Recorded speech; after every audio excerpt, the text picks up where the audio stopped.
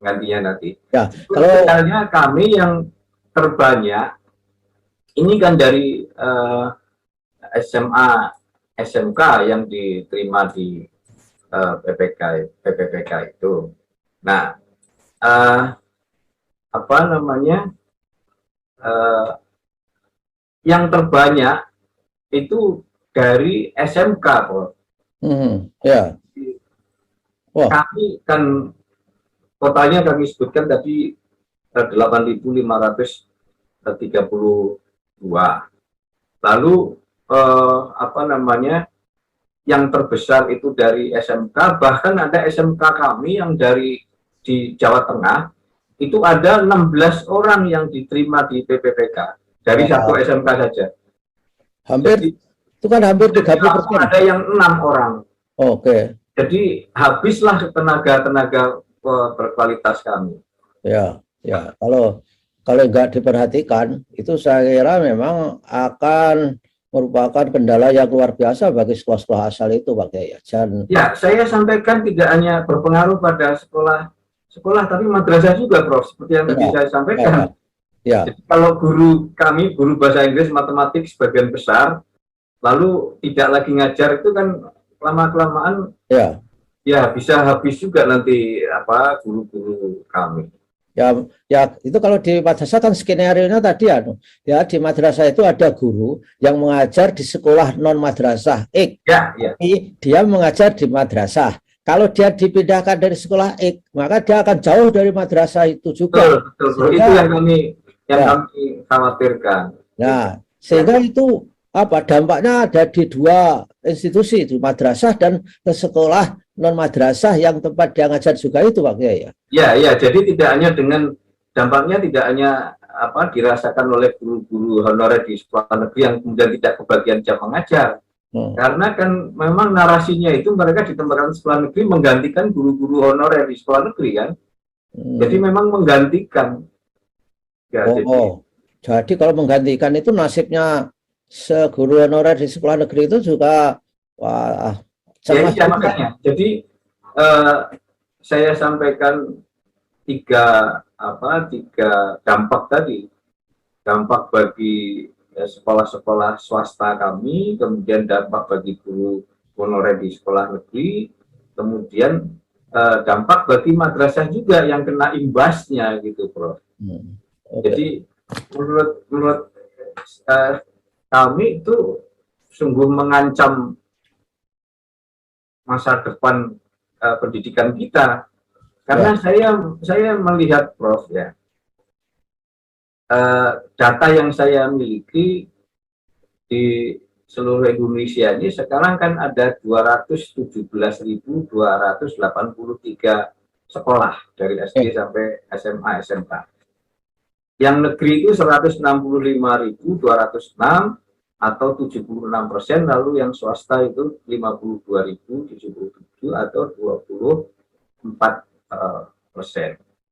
Nah, kalau kita melihat totalnya seperti itu, tapi kalau kita lihat per jenjangnya, memang SD itu negeri lebih banyak dari swasta, 88% negeri, 12% swasta. Tapi SMP ini sudah imbang, Prof, sudah 50-50.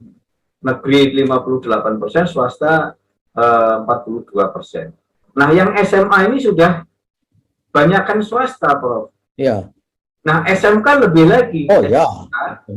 SMK itu yang negeri itu hanya 25% dari total 14.078 SMK. Sementara yang swasta 74%. Nah, saya kalau totalnya 217.000 sekolah tadi, dengan total murid 45.210.000, itu kalau dirata-ratakan, Prof, ya, meskipun itu tentu saja tidak rata gitu, itu satu sekolah itu 200 murid.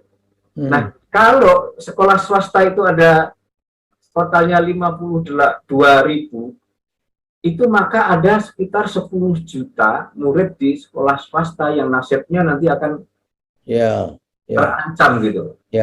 Mungkin tidak dalam waktu singkat kemudian berubah, dalam waktu yang berapa tahun kemudian gitu.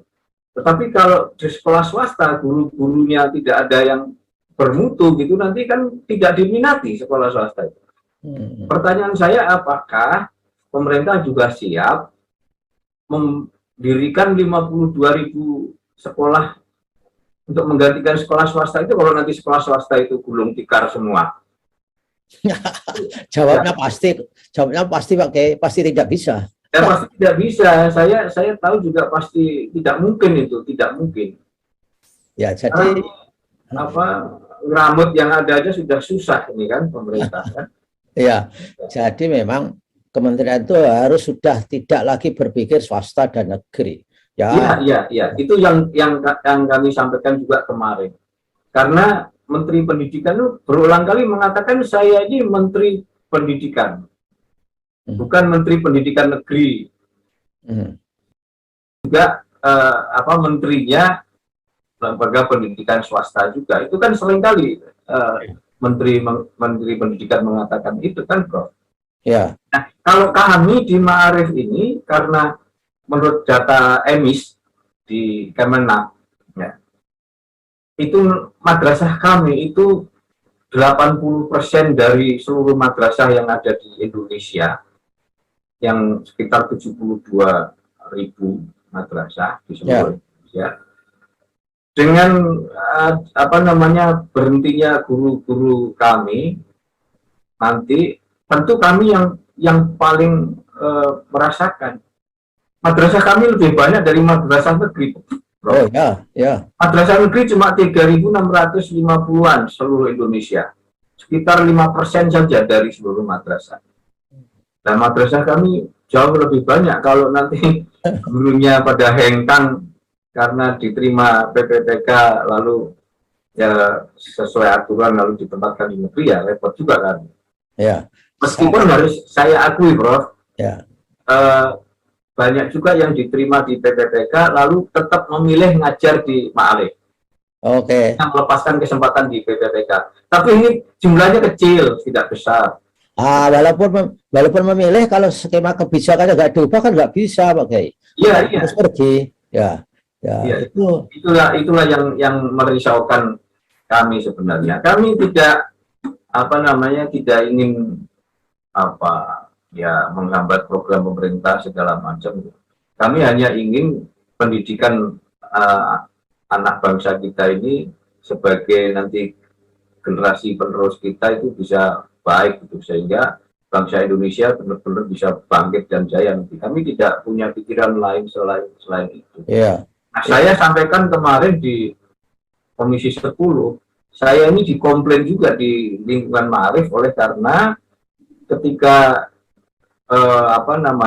mau ada perekrutan PPPK ini, saya mengadakan sosialisasi. Kami mengundang teman-teman dari Kemendikbud yang tidak pernah menjelaskan bahwa ini nanti yang diterima di PPPK ini akan ditempatkan di sekolah negeri. Jadi sekarang ketika kami harus kehilangan banyak guru, yang dikomplain saya, Prof. Nah ini kan Pak Arifin yang dorong. Baiklah Pak Kiai, mudah-mudahan kita berharap pada DPR Komisi 10, karena Komisi 10 di samping memiliki aspirasi ditambahi amunisi, ya, terkenalnya di DPR itu yang dibutuhkan amunisi dari masyarakat untuk menyampaikan semacam kehendak rakyat terhadap Pak Menteri nanti, Mas Menteri. Mudah-mudahan ada perubahan kebijakan Pak Kiai, dan mudah-mudahan madrasah LPM Ma'arif itu kembali normal, dan dengan demikian kita siap menghadapi demographic dividend atau bonus demografi yang akan kita miliki tahun 2035. Terima kasih Pak Kiai atas. Jadi saya sampaikan apresiasi kami kepada Komisi 10 yang sudah mengundang kami untuk bisa menyerap aspirasi dari penyelenggara pendidikan swasta, dan kemudian menyimpulkan dan memutuskan ya, kesimpulan dan keputusannya dari RJPU kemarin itu sungguh mengembalikan kami juga. Yang pertama, tidak hanya soal PPPK ini, Prof. Ya. Yang pertama, Komisi 10 sepakat dengan kami untuk menempatkan guru yang lulus PPPK di sekolah asal. Kemudian memberikan afirmasi kepada guru yang telah menunjukkan loyalitas dan mengabdi paling tidak selama 5 tahun.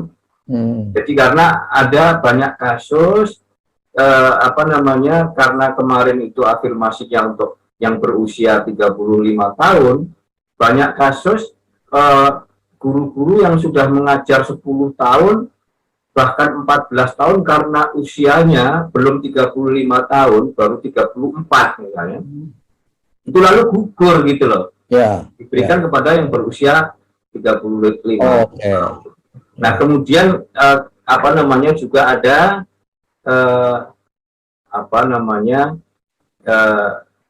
disimpulkan juga soal soal dana BOS yang kemarin ditetapkan 60 orang dan tidak jadi dilaksanakan tahun ini. Kesimpulan dari Komisi 10 seperti yang kami sampaikan juga, ya itu dicabut saja gitu. Tidak hanya ditunda gitu, tapi dicabut saja. Itu yang soal BOS. Kemudian permintaan kami juga dalam menyusun kebijakan pendidikan itu Mendikbud harus melibatkan pemangku kepentingan pendidikan